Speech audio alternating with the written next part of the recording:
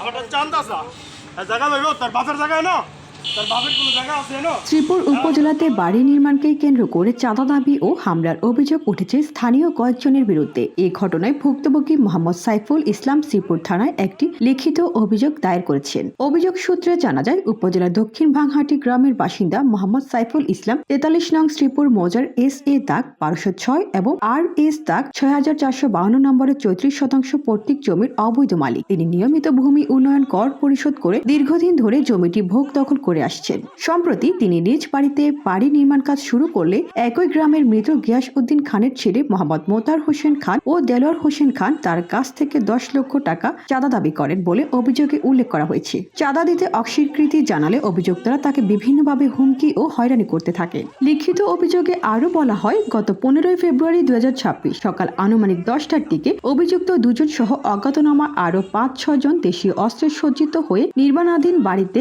অনধিকার প্রবেশ করে পুনরায় চাঁদা দাবি করেন। এ সময় ভুক্তভোগী অপারগতা প্রবেশ করলে তাকে অকথ্য ভাষায় গালিগালাজ ও মারধর করা হয়। তার চিৎকারে স্থানীয় লোকজন এগিয়ে এলে অভিযুক্তরা প্রাণনাশের হুমকি দিয়ে চলে যায়। বর্তমানে ভুক্তভোগী ও তার পরিবার চরম নিরাপত্তাহীনতায় ভুগছেন বলে জানিয়েছেন। তিনি স্থানীয় গণ্যমান্য ব্যক্তিবর্গকে বিষয়টি অবহিত করে আইনগত ব্যবস্থা গ্রহণের দাবি জানিয়েছেন। এ বিষয়ে শ্রীপুর থানা পুলিশ জানায়, অভিযোগটি তদন্ত করে প্রয়োজনীয় আইনগত ব্যবস্থা নেওয়া হবে।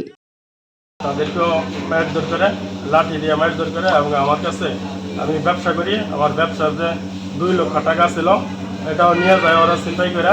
এরপর আমার কাছে চাঁদা দাবি করে 10 লক্ষ টাকা চাঁদা। ওই টাকা না দিলে তারা আমার কাজ করতে দেবে না এবং আমার মায়ের দূরে হুমকিও দেয় যে আমাকে মেরা ফেলাবে, আমাকে গুম করে ফেলাবে, এগুলো হুমকি দেয়।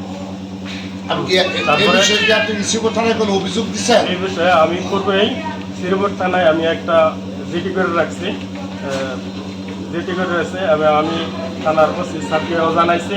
তারপরে দারোগা জানাইছিলাম অরূপ কুমার আর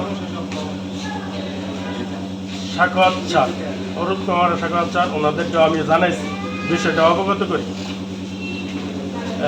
ওনারা ওনাদের